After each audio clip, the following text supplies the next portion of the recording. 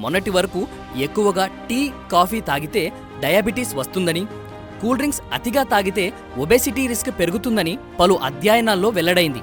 వీటికి కొనసాగింపుగా చేసిన అధ్యయనాల్లో రోజుకు 2 సార్లు చక్కెరతో టీ లేదా కాఫీ తాగితే డయాబెటీస్తో పాటు ఒబేసిటీ కూడా వస్తుందని, ఇక కూల్ డ్రింక్స్ విపరీతంగా తాగితే ఒబేసిటీతో పాటు టైప్ 2 డయాబెటీస్ రిస్క్ పెరుగుతుందని తాజా అధ్యయనంలో తెలిసింది. హైదరాబాద్లోని Tata institute of fundamental research పరిశోధకులు దీనిని కనుగొనడం జరిగింది. దీనికోసం వారు వేరువేరు జాతుల ఎలుకలపై సంవత్సరాల పాటు అధ్యయనం చేయడం జరిగింది.